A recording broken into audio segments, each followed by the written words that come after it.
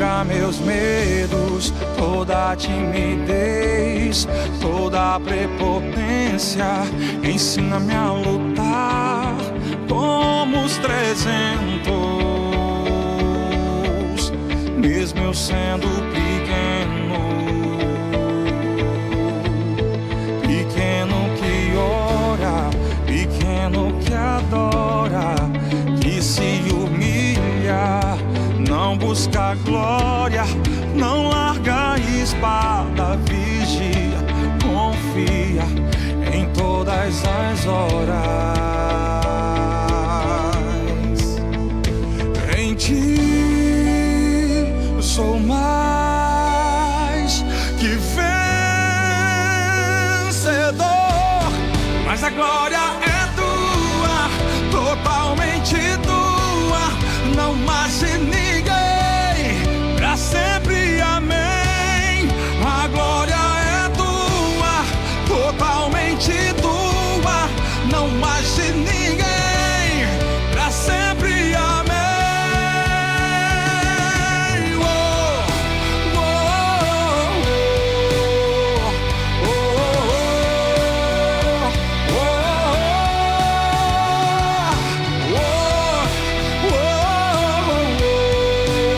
oh, Retira meus medos, toda timidez, toda prepotência. Ensina-me a lutar como os 300, mesmo eu sendo pequeno. Pequeno que ora, pequeno que adora, que se humilha, não busca glória, não larga a espada, vigia, confia em todas as horas. Em ti sou mais que vencedor, mas a glória é tua, totalmente tua, não mais de ninguém, pra sempre, amém. A glória é tua, totalmente tua, não mais de ninguém, pra sempre, amém. Mas a glória é tua, totalmente tua, não mais de ninguém, pra sempre, amém. A glória é tua, totalmente tua, não mais de ninguém, pra sempre, amém.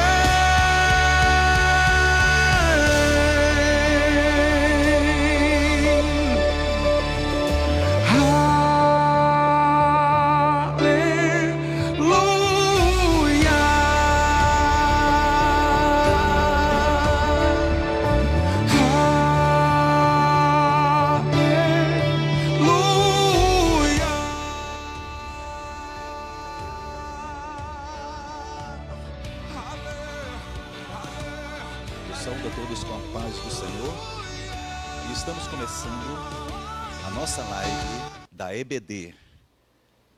Nós hoje vamos tratar com os 3 departamentos da EBD. Crianças, com a irmã Andréia, jovens, com o irmão Patrick, e dos adultos, com o irmão Lucinelso. Mas primeiro nós vamos começar lendo um texto de Efésios, no qual está baseado o estudo da segunda lição para nós hoje, adultos, né? Em Efésios 1:9 diz assim: e nos revelou o mistério da sua vontade, de acordo com o seu bom propósito, que ele estabeleceu em Cristo. Nós estamos no período de revelação do mistério de Deus. E nós vamos começar, já para não perdermos tempo, com a nossa irmã Andréia Mardoc, que vai explanar sobre o assunto infantil. Paz do Senhor, querida. Que Deus possa lhe usar grandemente.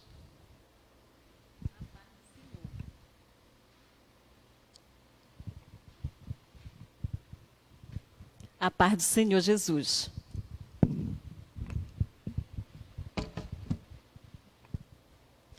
Amados, é motivo de muita alegria estarmos aqui na casa do Senhor para falar dessa palavra tão maravilhosa.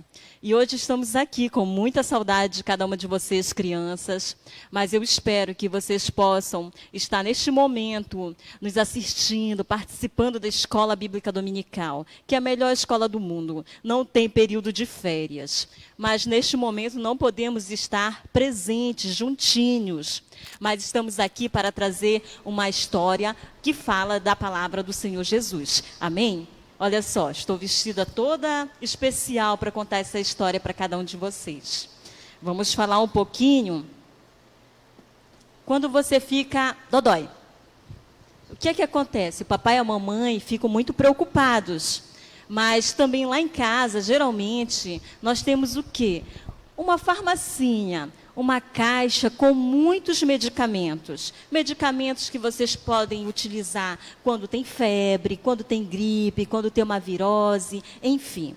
Aí a mamãe vai lá, recorre a essa caixa e utiliza o medicamento. Ou leva você até um hospital para que você possa ser examinado por um médico, por uma médica, para verificar o que é que está acontecendo com você. Então, nesse período, vou mostrar aqui para vocês alguns nomes de doenças que algumas crianças, às vezes, têm que enfrentar. Muitas das vezes, nós encontramos muitas crianças hospitalizadas, fazendo um determinado tratamento de alguma enfermidade que foi acometida, como o câncer, que é um tratamento muito doloroso, que é um tratamento que tem que tomar medicamentos muito fortes. Ou tem crianças que apresentam algum tipo de alergia, que também tem que ser trabalhado, tem que ser tratado. Tem crianças que apresentam algum tipo de anemia, que também precisa de medicamento, precisa ser tratado. Crianças que apresentam asma, assim como algumas crianças têm enxaqueca, não somente as crianças, muitos adultos também têm enxaqueca. Esse aqui eu vou deixar por último, que é o que mais se tem falado hoje em dia. Crianças que apresentam algum tipo de virose, febre. Muitas crianças apresentam também esse sintoma de febre. E conjuntivite. Mas eu quero te dizer, hoje nós não estamos aqui reunidos, por quê? Porque nós temos ouvido falar muito num vírus que tem aparecido em todas as partes do mundo. E aqui em Santarém também, na nossa cidade. Você sabe qual é esse vírus? Esse bem aqui, o Covid-19. Por que tudo isso? Porque o tema da nossa história de hoje, que se encontra aqui na nossa revista, é a segunda lição da revista dos primários, que são para criança de 7 a 8 anos, mas você criança que é maior, que é menor, eu creio que você vai entender essa história. Estamos na segunda história. A primeira história do domingo passado estava falando sobre o primeiro milagre do Senhor Jesus, porque durante esse trimestre nós vamos estar conhecendo os milagres de Jesus. E o primeiro milagre de Jesus, só para a gente relembrar um pouquinho, foi quando ele esteve em uma festa de casamento. Ele foi convidado juntamente com a sua mãe e os seus discípulos. E de repente, no meio da festa, aconteceu algo. Faltou vinho. E sabe o que aconteceu? Jesus ele fez seu primeiro milagre transformando água em vinho. E hoje nós vamos falar a respeito do segundo milagre do Senhor Jesus. O segundo milagre de Jesus foi quando ele estava passando por uma cidade. E a gente já vai falar um pouquinho dessa cidade que Jesus estava passando. E aí Jesus, ele cura o filho de um oficial. Vamos colocar bem aqui o tema dessa lição de hoje.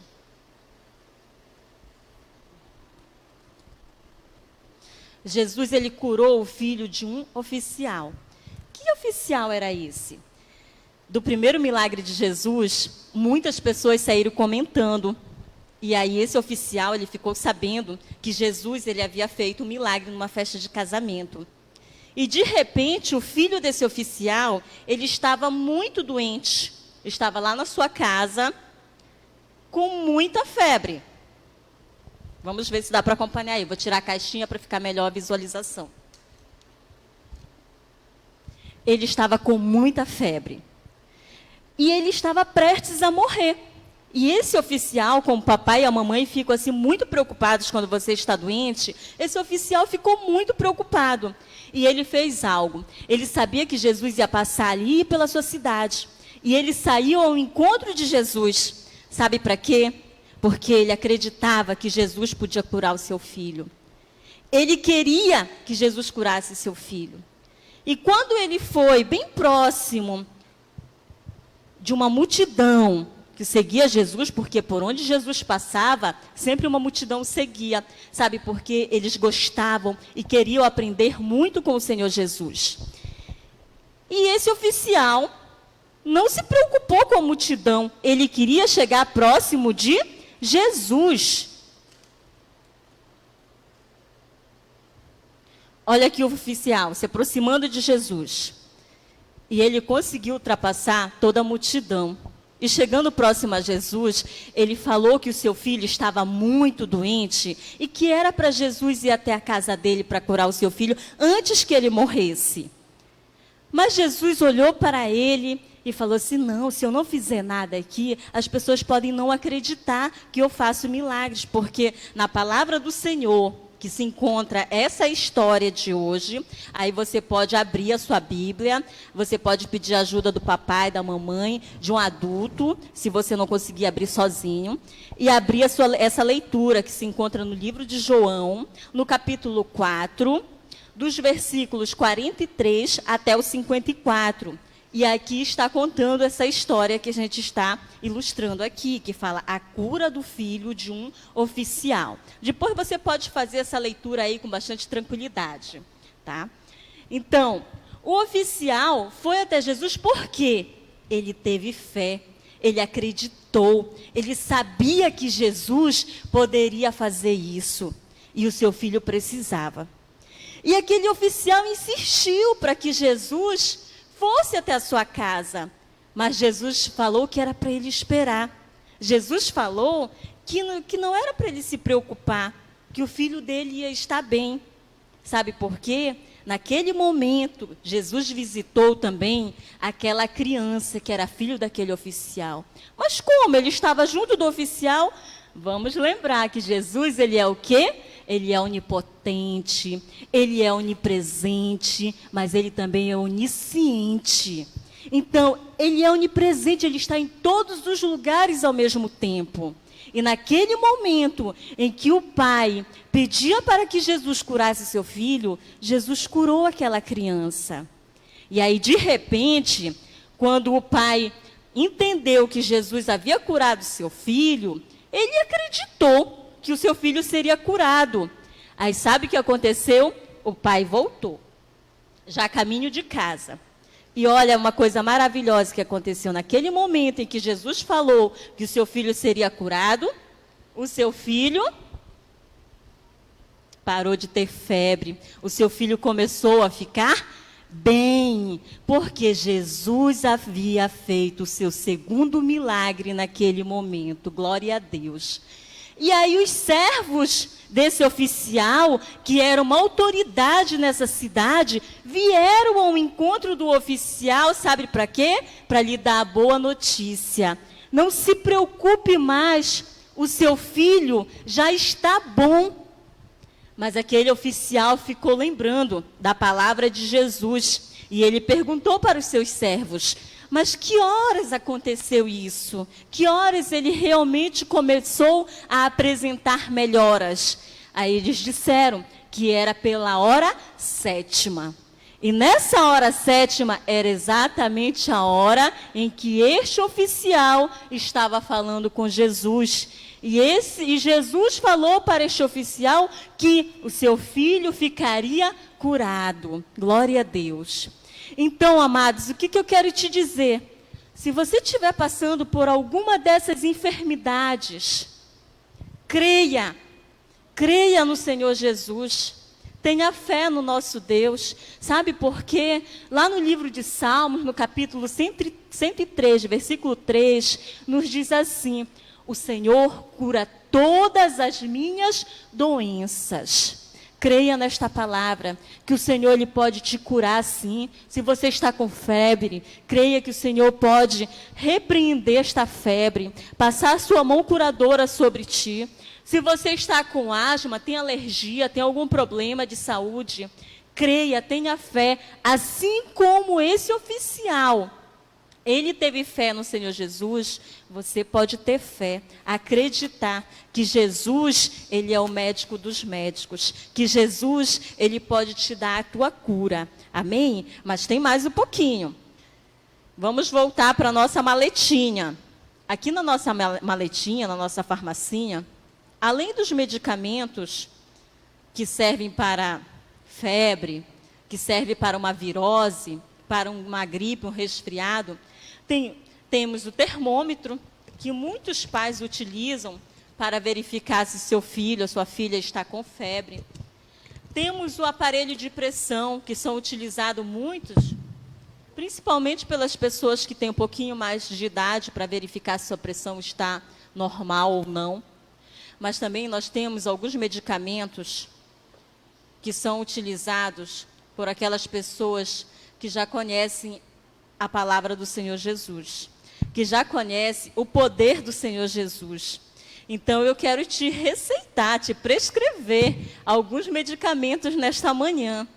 Olha, para que nós possamos ter cuidado com a nossa higiene, nós que saímos para algum lugar que é necessário, utilize o álcool em gel.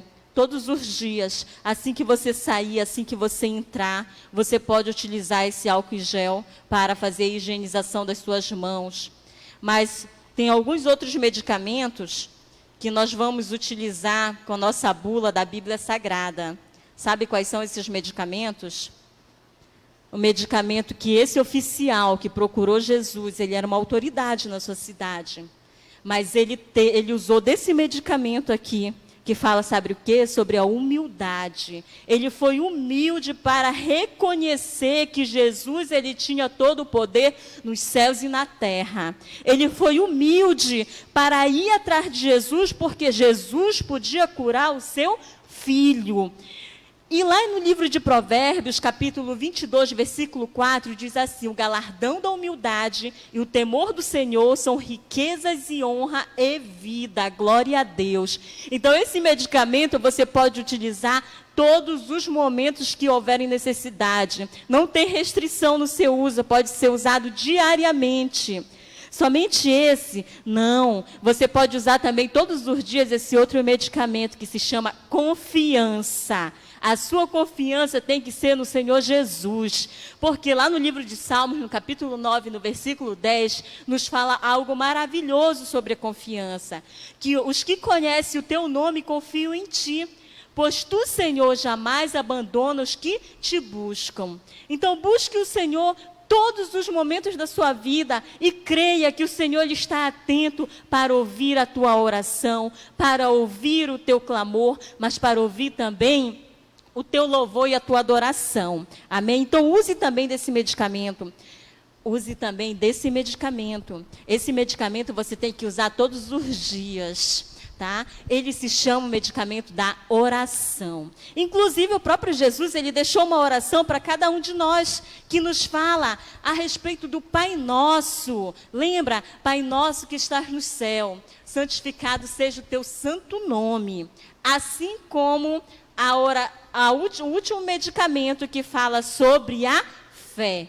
Esse oficial, ele teve fé, ele acreditou e o seu filho foi curado. Então, creia, amados, creia no Senhor Jesus e tenha fé no Senhor Jesus. Amém. Aleluia.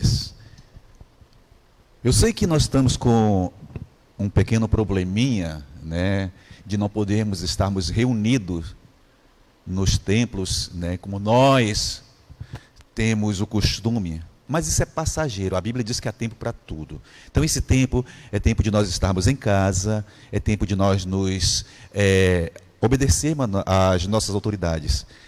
E o importante é nós continuarmos falando, lendo e ouvindo a palavra de Deus. Não deixa de ensinar o teu filho na sua casa.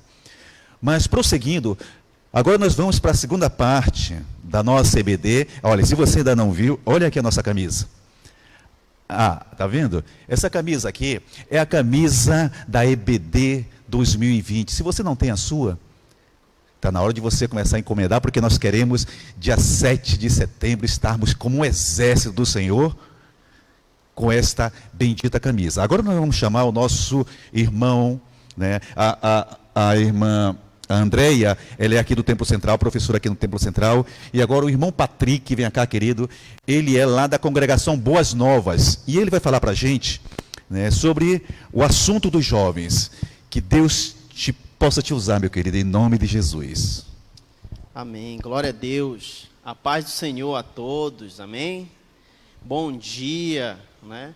Que hoje seja um dia bom e agradável, né, na presença do Senhor. Muito feliz pelo convite de estar aqui, né, para falar um pouco da nossa escola dominical, especificamente do assunto dos jovens, né? A nossa revista desse trimestre, tá? Ela tem como tema Tempos de Conquistas, e nós vamos estudar o livro de Josué, tá bom? Vamos estudar o livro de Josué nesse trimestre. Para quem não sabe, eu sou o Patrick, sou lá da congregação Boas Novas, tá? E a gente vai estar aqui fazendo essa aula bem dinâmica, tá bom? Compartilhar alguns conhecimentos com os irmãos. Então, abra a sua Bíblia aí no livro de Josué, tá? Para você já ir se preparando. Nós vamos trazer aqui um pouco do contexto geral, primeiramente, saber se trata do livro de Josué. Então, o livro de Josué, segundo historiadores, né, e teólogos, ele foi escrito, a maior parte, por Josué.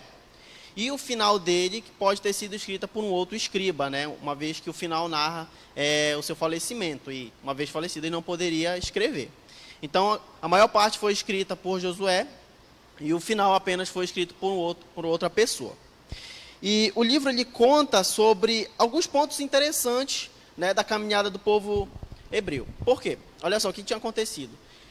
Inicialmente, o povo era escravo no Egito, foi liberto, Moisés peregrinou com o povo 40 anos no deserto, né, e chega o final da vida de Moisés, que é relatado logo no primeiro capítulo do livro de Josué. E aqui a gente já começa a adentrar no assunto. Uma informação geral anterior. Quando o livro foi escrito, mais ou menos? Por volta de 1400 a.C., o livro foi escrito, tá bom?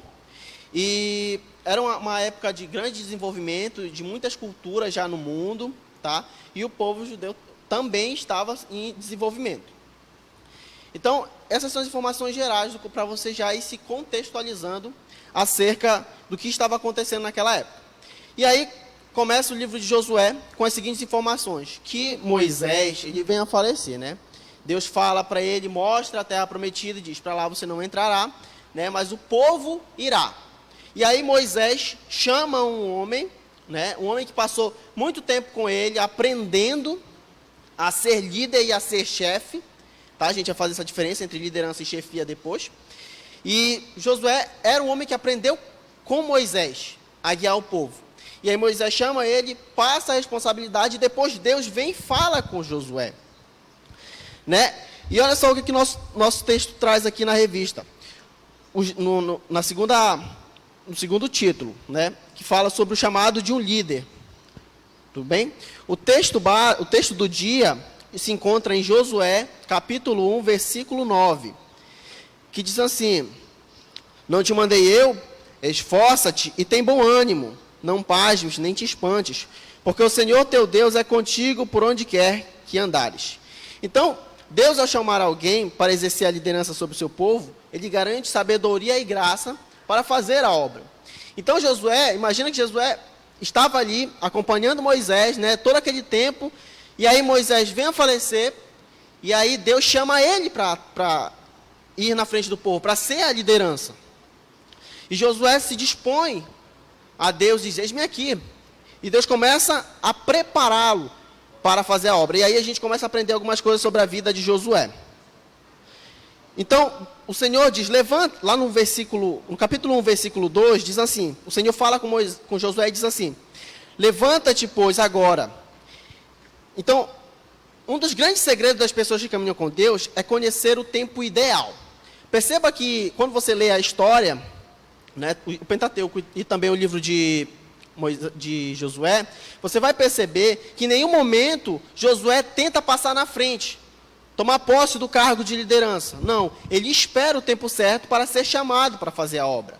Então, um dos pontos principais de um bom líder, de um homem de Deus, de uma mulher de Deus, é saber esperar o tempo certo, né? O tempo do Senhor, isto é, o tempo kairos, que é o tempo certo, o tempo perfeito, o tempo do Senhor. Porque Deus tem um tempo preparado para você e tem um tempo preparado para mim. Amém? E Josué, ele não era uma pessoa que tentou passar a perna em Moisés. Pelo contrário, ele estava sempre ao lado, dando forças a Moisés e aprendendo. Felizmente, existem muitos lugares, isso acontece não só em contexto religioso, mas no contexto do trabalho e tantos outros, onde, às vezes, o liderado quer passar a perna no líder para ficar no lugar dele. Isso é uma coisa que a gente não deve fazer e nem apoiar quem faz. Porque existe um tempo certo para tudo. E a gente tem que ser obediente a Deus. E chegar a entender que, se for para a gente ser líder um dia, isso acontecerá naturalmente, se a gente se dispuser a aprender. Se a gente se dispor a aprender. Amém? Então, Josué, ele era um homem paciente e hábil para aprender. E um outro ponto muito importante aqui na nossa revista, fala em relação ao que ele deveria fazer. Agora ele já era um novo líder, né? Estava liderando o povo, estava no lugar de Moisés, não era uma tarefa fácil, visto que Moisés também teve muita dificuldade para comandar o povo. E aí Deus continua a falar com ele, e Deus ordena Josué a conduzir todo o povo. Perceba que de toda a geração que saiu do Egito e da geração que entrou em Canaã, apenas 2 pessoas daquela geração antiga conseguiram entrar na Terra Prometida, que foram Caleb e Josué. Toda a geração anterior que murmurou no deserto, padeceu. Todos eles morreram. E uma nova geração o Senhor levantou, para que fosse uma geração sábia, uma geração obediente. É óbvio que também havia aquelas pessoas que eram de caráter duvidosos. No entanto, a maior parte da população era uma população sábia, uma população devota ao Senhor de fato. Amém? Então, isso é um fato muito importante, que de toda uma geração, apenas 2 conseguiram entrar. E o restante do povo que entrou na Terra Prometida, nasceu no deserto. Amém? E Deus, ele, em sua infinita sabedoria, foi dando outros elementos para Josué. Até aqui a gente aprendeu obediência, né? Que ele foi se disponibilizar a fazer a obra de Deus e saber esperar o tempo certo. E claro, ter sabedoria para aprender.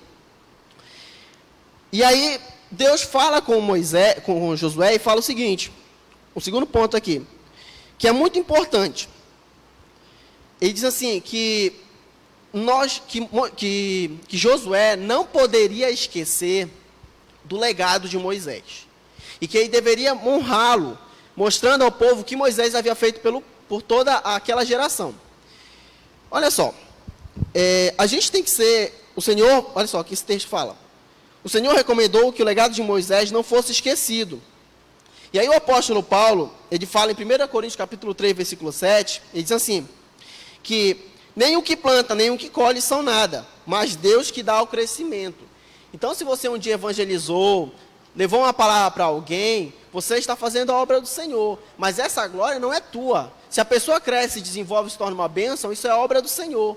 Nós somos os cooperadores, nós fazemos a obra, mas é Deus que dá o crescimento. E aí Deus não queria que o legado de Moisés ficasse para trás, isto é, que ele deveria honrar a liderança, e que nós também devemos honrar as nossas lideranças. Tudo bem? E a gente deve orar pelos nossos líderes, tá bom? Mesmo que você não goste deles.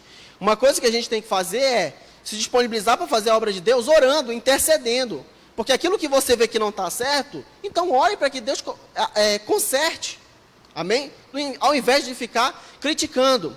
Um exemplo que eu posso trazer para você é o seguinte, um exemplo bem contemporâneo. Infelizmente, existem pessoas, por exemplo, que são a favor e contra o governo. né? Seja federal, estadual, enfim, municipal. Você pode ser contra ele. Mas o que você pode fazer ao invés de ficar criticando? Orar. Orar por ele. Orar para que Deus dê sabedoria aos nossos líderes nacionais. Orar para que Deus possa dar sabedoria. Se você acha que está errado, então ore para que Ele dê sabedoria. Porque o Senhor é que dá sabedoria àquele que pede. Então, ao invés da gente criticar a liderança e tentar ficar no lugar dela, ore para que Deus possa ensiná-lo, para que Deus possa corrigi-lo. Porque essa é a sabedoria de um homem de Deus, de uma mulher de Deus. Orar ao Senhor e pedir a intervenção do Senhor. Amém? Um outro ponto muito importante na nossa revista aqui, fala sobre a questão de ser fiel e praticar a palavra do Senhor. Porque Deus falou com Josué no capítulo 1, no versículo 7 e 8, Deus estabelece 3 importantes princípios para o novo líder hebreu, do povo hebreu. Ele diz assim: seja fiel, ao determinar que Josué deveria cumprir toda a lei mosaica sem dela se desviar. Então seja fiel à palavra do Senhor, e Ele te honrará. Um outro ponto é fale a respeito da lei, isto é, fale a respeito da palavra do Senhor, pregue as boas novas, ao invés de você ficar perdendo hoje seu tempo, postando memes, brincadeiras, piadas, pregue a palavra do Senhor, faça uma live e ensine sobre o poder da oração, sobre o poder de adorar o Senhor, fale sobre aquilo que Deus fez na tua vida, coloque esperança no coração das pessoas, fortaleça a fé das pessoas através da oração. Seja um exemplo, seja um canal de bênção. Amém? E o outro ponto é, prepare-se. A gente tem que estar preparado. Tem muita gente que infelizmente não se preparou para esse tempo. Muita gente foi pega de surpresa nesse momento as boas novas, ao invés de você ficar pandemia, perdendo, foram pegos de surpresa. Mas a gente tem que estar preparado sempre, meu filho. Eu e você temos que estar preparados para a volta do Senhor a qualquer momento. Então a gente não pode ser pego desprevenido. Então a gente tem que estar preparado para fazer a obra do Senhor e para lidar com as adversidades do dia a dia. Amém? E já quase encerrando aqui, eu vou trazer aqui três pontos também principais sobre o reconhecimento, né, daquilo que Deus fez na vida de Josué. Quando Deus chama Josué, Ele dá assim 3 pontos: reconheça o seu chamado, dê o seu máximo e receba a promessa. Olha só, no capítulo 1, no versículo 9 de Josué, o Senhor diz assim: não te mandei eu, né, a gente leu lá no começo da revista, diz assim o versículo: não te mandei eu, esforça-te, tem bom ânimo. Hoje o Senhor está dizendo: esforça-te, tem bom ânimo neste momento, não perca a sua fé, mantenha-se firme diante das dificuldades. Não pasmes, nem te espantes, isto é, não fique surpreso, porque o Senhor Deus é contigo por onde quer que andares. Então Deus está dando uma certeza para ele: ei, eu estou com você. E hoje o Senhor fala contigo agora, nesse momento, e diz: eu estou contigo, não temas, não entre em desespero. É claro que esse desespero pode vir a qualquer momento, dada a nossa necessidade atual, que a gente está confinado, a gente não pode sair quase de casa, né, para quem é acostumado a sair, ir para vários lugares, correr, se caminhar, ver amigos, familiares e não pode. É claro que isso dá uma sensação de aprisionamento. Ontem, sexta-feira, eu mesmo estava um pouco preocupado, né? Senti um certo aperto no coração de ter passado tanto tempo em casa, mas aí eu comecei a pensar: não, pera, é isso que o inimigo quer, que eu me desespere, que eu perca a fé, que eu perca a esperança. E nesse momento eu comecei a pensar: não, Deus está comigo, Deus me dá a certeza da vitória, Deus me dá a certeza de ter paz no coração, e você tem que buscar essa paz no seu coração, orando ao Senhor, porque é a forma de você se comunicar com Deus. Amém? Então Deus chama ele e diz: reconheça o seu chamado, e você hoje reconheça o seu chamado nesta nação. Dê o seu máximo, isto é, faça o seu melhor. Não seja pego pela promessa do vou fazer o que posso. Quem faz o que pode é uma pessoa limitada. Faça mais do que você pode. Vá além do seu limite. Esforça-te, vai além. E Deus fala que ele teria prosperidade, a vitória nas batalhas e a presença de Deus. Desses 3 pontos, meu irmão, o mais importante é a presença do Senhor. O mais importante é a presença de Deus nas nossas vidas. E que você possa ficar com essa palavra hoje, amém? Sabendo que Deus está contigo, que Ele te prepara, para você que é líder, que Ele te prepara para essa obra.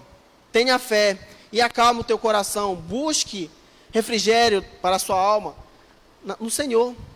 Amém? Que Deus ricamente vos abençoe. Glória a Deus, aleluia. Aleluias. Então, o nosso irmão Patrick discorreu, né, para os jovens. E finalizando a nossa live de hoje, da nossa EBD, nós vamos chamar o nosso irmão Lucinelso ali da congregação Jerezi. Se vocês perceberam, 3 congregações diferentes, né? Porque em cada congregação nós temos pessoas que Deus capacitou. Vem cá, querido, venha chegando. E nós temos que desenvolver o dom que está em nós. Muitas pessoas têm o dom de Deus, mas não é desenvolvido. Agora vamos para a nossa lição de adultos com o nosso irmão Lucinelson, que vai discorrer mais 15 minutinhos. Deus abençoe. Pai do Senhor para todos os irmãos que estão nos assistindo nesta manhã. Graças a Deus, irmãos, por esta oportunidade de podermos compartilhar um pouco da palavra de Deus. A lição deste domingo é a lição de número 2, que traz como título a sublimidade das bênçãos espirituais em Cristo. Nós sabemos que a palavra de Deus sempre ela passou por muitas dificuldades na sua transmissão no decorrer dos séculos. Nós observamos que no período do apóstolo Paulo, apesar dele não ter toda essa tecnologia, todo esse sistema que nós temos hoje organizado, de divulgação, de transmissão, ele conseguiu evangelizar toda aquela sociedade da época, toda aquela comunidade que hoje seria a comunidade europeia e parte da comunidade africana. E nós hoje, com nossos recursos, podemos ir muito além. Nós podemos trabalhar e utilizarmos dessas ferramentas que Deus tem dado oportunidade para o homem e, através disso, divulgarmos a palavra de Deus em massa para essa geração. E Deus tem dado essa oportunidade para nós, vamos nos aperfeiçoarmos e fazermos o melhor. O apóstolo Paulo, irmãos, ele nas suas viagens missionárias, ele fez 3 viagens. Nessa última viagem que ele fez, que foi a viagem, a 4ª, que alguns dizem que não foi uma viagem missionária, mas foi quando ele foi preso em Roma, ele teve a oportunidade de escrever esta carta aos Efésios, provavelmente na data de 61 a 62 depois de Cristo. Então essa carta foi uma das últimas cartas que ele escreveu, uma das epístolas da prisão. Nesta carta, como em muitas outras, Paulo, nem todas as suas cartas, ele escrevia à mão. Ele tinha um secretário, um amanuense, e esse aqui chamava-se Tíquico. Devido à dificuldade de escrita da época, porque não dispunham de tantos materiais como temos hoje para fazermos trabalhos escritos, eles demoravam muitas vezes meses, até anos, para escrever muitas vezes uma carta. Isso era um problema para aquela época.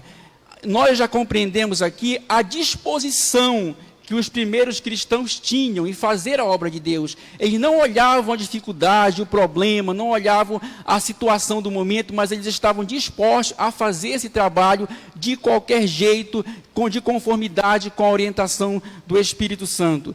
E a carta aos Efésios, da lição ligada, número 2, ligada neste domingo, na Escola Bíblica Dominical, está baseado no capítulo 1 de Efésios, versículos 3 e 4 e versículos de 9 a 14.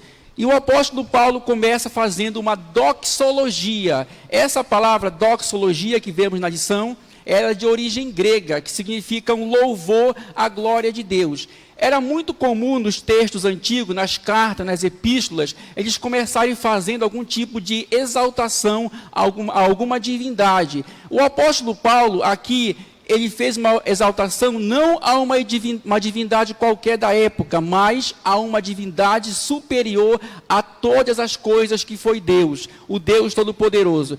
Alguém pode perguntar, por que o apóstolo Paulo iniciou a sua carta com uma doxologia? Vamos entender, irmãos, o fundo histórico daquela época da cidade de Éfeso. A cidade de Éfeso, ela era dominada pelo grande paganismo da época e pela adoração de uma deusa chamada Diana. E as pessoas tinham o hábito, todos eles, de prestarem culto a essa deusa, que era a deusa da fertilidade. E Quem fazia naquela época as suas poesias, os seus textos, eles tinham o hábito de fazerem tudo em adoração a essa deusa.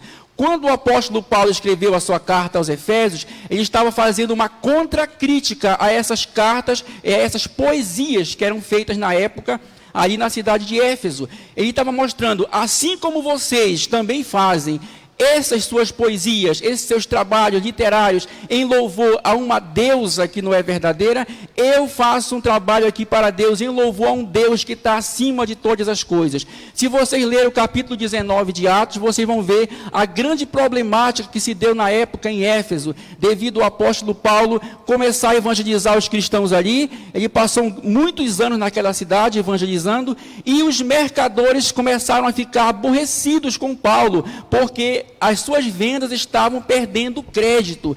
Então começaram a se reunir para querer acabar com o movimento cristão. Foi quando Deus levanta um escrivão para defender ali. E os cristãos não foram mais perseguidos, porque Deus levantou um homem que nem era parte do movimento cristão da época. A mesma coisa Deus tem feito hoje. Muitas vezes Deus tem levantado coisas, pessoas, até quem nós nem imaginamos, para estar ao nosso lado, para continuarmos a propagação do Evangelho de Cristo. E essa doxologia que ele começa é louvando a Deus por tudo. E a parte 2 aqui da lição fala das bênçãos espirituais. Por quê? Porque o povo de Éfeso, eram pessoas que estavam voltadas somente para as bênçãos materiais. A deusa Diana, ela estava preocupada, que na verdade ela nem existia, era uma deusa mitológica, era apenas na cabeça deles, com as questões materiais. Mas o apóstolo Paulo falou o seguinte, que as nossas bênçãos não estão restritas ao ambiente físico, mas elas estão voltadas para as questões espirituais. Alguém pode perguntar, será que Deus também não pode me abençoar materialmente? Sim, Deus pode nos abençoar materialmente, mas o foco do Evangelho, da salvação, o ponto central da morte de Cristo na cruz, o seu sangue derramado, não foi para trazer bênçãos materiais para a humanidade, mas foi para a salvação do homem interior, do homem espiritual. No ponto 3, nós vemos a nova condição do homem em Cristo. Essa expressão em Cristo, irmão, ela aparece cerca de 164 vezes no Novo Testamento, se referindo que a pessoa tomou uma nova posição quando ela aceita Cristo. Ela se volta para Cristo, a vida dela vai ser transformada e ela vai ter um novo patamar, ela vai ter uma nova posição em relação a Jesus. O ponto 3, uma vida cristocêntrica neste mundo. A revelação do mistério. No Antigo Testamento, as pessoas ansiavam pela vinda do Messias, que era um mistério para eles. Como podemos compreender esse papel do Messias hoje na atuação em relação à humanidade? Mas no Novo Testamento, nós vemos que esse mistério foi revelado a nós. Não é mais um mistério, porque Cristo morreu e fala que esse mistério estava planejado desde a fundação do mundo e hoje foi revelado a nós através do seu Filho. O ponto 2, a plenitude dos tempos. Essa plenitude dos tempos, irmão, refere-se que vai chegar um momento na história em que toda a humanidade reconhecerá a divindade e a autoridade plena de Cristo aqui neste mundo. E isso não está se referindo a uma salvação universal. Paulo não está falando que todo mundo vai se salvar. Ele está falando que todos um dia vão reconhecer esse poderio e essa soberania de Deus em toda a terra. E a salvação que ele nos fala aqui, irmãos, é uma salvação que estará voltada para aqueles que reconhecerem esse poder e crerem em Cristo. O louvor da sua glória, como falamos, a doxologia. Paulo reconhecia que a única glória que devemos dar é a Deus. E isso ele mostrou aos cristãos ali em Éfeso, para que eles não viessem mais a adorar aquela divindade que era venerada ali naquela cidade. O ponto 3, o Espírito Santo, penhor da nossa herança. A palavra penhor significa garantia. O Espírito Santo, irmão, ele garante a nossa salvação, mas não significa que nós não venhamos a perder a nossa salvação. Muitas pessoas dizem, uma vez salvo, salvo para sempre. Essa teoria, ela não faz parte dos princípios bíblicos. A salvação, ela só é garantida no momento em que você tem o Espírito Santo. Quando você perde o Espírito Santo, ele não atua mais no seu interior, você não é mais um salvo. Alguém pode perguntar, como é que eu sei que eu sou salvo? Você vai ler o capítulo 7 e o capítulo 8 de Romanos. Você vai observar que ali o apóstolo Paulo vai mostrar as duas características das pessoas que são salvas. Vai mostrar que os que são salvos são guiados pelo Espírito. Os que não são salvos são guiados pela carne. O apóstolo Paulo disse que as pessoas que são guiadas pelo Espírito, elas são inclinadas para as coisas do Espírito. As pessoas que são guiadas pela carne, são inclinadas para as coisas da carne.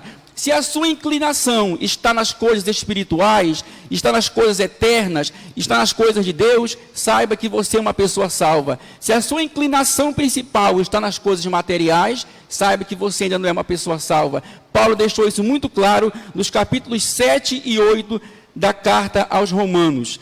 O selo do Espírito Santo. O selo significa separação. Isso era muito comum na sociedade romana da época, quando Paulo escreveu a carta aos Efésios, que eles faziam a selagem das mercadorias que iriam ser separadas para fazer exportações. O que Paulo quer dizer aqui, irmãos? Que nos falar o seguinte, que nós, quando aceitamos a Cristo, nós recebemos um selo de Deus e somos separados daqueles que não são salvos.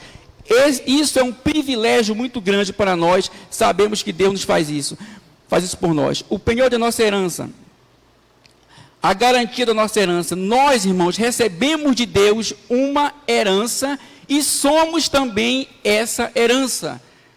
Como assim, irmãos? Aqui nos fala o seguinte, que essa palavra, que é de origem semítica, se refere à atuação do Espírito Santo em nós. Quando ele nos sela, ele nos separa, e no momento que ele nos separa, nós nos tornamos herança de Cristo, ou seja, nós somos herdeiros de Cristo e iremos ter uma posição junto a Cristo, porque seremos adotados. E isso é muito claro, irmão, porque a palavra de Deus nos fala que quando a fé vem sobre nós, nós somos o quê? Nós somos regenerados. Depois que somos regenerados, nós somos justificados em Cristo. Depois somos santificados. Depois somos adotados. E futuramente seremos glorificados. Então, esse é o processo da salvação, que Deus trabalha em nós através do Espírito Santo, para que a nossa vida possa ser transformada a cada dia. Nós temos o nosso questionário, importantíssimo para os irmãos sempre olhar o questionário, que a primeira pergunta tem assim, qual é a característica de Efésios 1, 3 a 4? Essa é a primeira pergunta. A característica principal de Efésios, que é um hino, é um louvor a Deus. Nós podemos ver também isso lá no Evangelho de João. Quando você lê João, capítulo 1, versículo de 1 a 14, nós observamos que ali também é um hino que era cantado pelos cristãos primitivos. Para resumirmos nossa lição de hoje, podemos dizer que o apóstolo Paulo, ele destacou para nós 7 bênçãos espirituais, que está no capítulo 1 de Efésios, que nós vemos na leitura bíblica em classe. A primeira bênção espiritual é a bênção da eleição. Tá? A segunda bênção espiritual é a bênção da predestinação. A terceira bênção espiritual é que ele nos tornou agradáveis. A quarta bênção, a redenção. A quinta, que nós somos herdeiros. A sexta, que recebemos o penhor. E a sétima, que fomos adotados por Deus. Eleitos por Deus, mas não significa que nós não venhamos a perder nossa salvação. Predestinados, porque Deus, desde o início, já tem um plano de salvação para toda a humanidade. E redimidos, porque éramos escravos, e Cristo foi e comprou-nos, tirou-nos da escravidão, e fomos libertados por Cristo. E somos herdeiros e temos o penhor, e fomos adotados por Cristo. Que nesta manhã Deus possa nos abençoar grandemente, que o Senhor nos abençoe. Amém. Aleluias. E assim, irmãos, nós estamos chegando ao fim da nossa live da EBD deste domingo, a segunda lição. Quero agradecer a irmã Andréia, o irmão Patrick, o irmão Lucinelso, que se dispuseram a vir trazer essa palavra aqui para nós. Também agradecer ao nosso irmão Michel, que está ali comandando tudo, ao irmão Gessé, que Deus abençoe grandemente, e também ao nosso pastor presidente, pastor Washington, que nos colocou, né, à disposição material para fazermos essa transmissão. Que Deus possa abençoar grandemente. E quero orar por você, por nós. Senhor nosso Deus, nós te louvamos por essa manhã. Nos guarda, nos livra, nos dá, Senhor, sabedoria para que nós possamos passar por esses tempos difíceis. Que nós sejamos prudentes, Senhor, como as serpentes, e simples como as pombas, para que nós possamos, Senhor, sairmos depois dessa tempestade, Senhor, para te louvar e te bendizendo, em nome de Jesus. Deus abençoe a todos.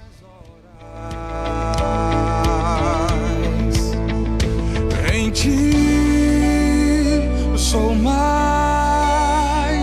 que vencedor, mas a glória é tua, totalmente tua, não mais de ninguém, pra sempre, amém. A glória é tua, totalmente tua, não mais de ninguém, pra sempre, amém.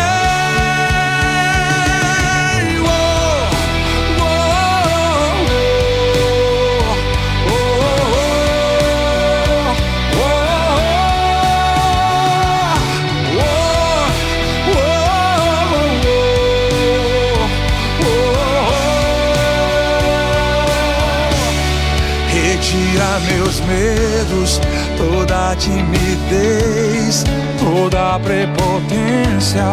Ensina-me a lutar como os 300,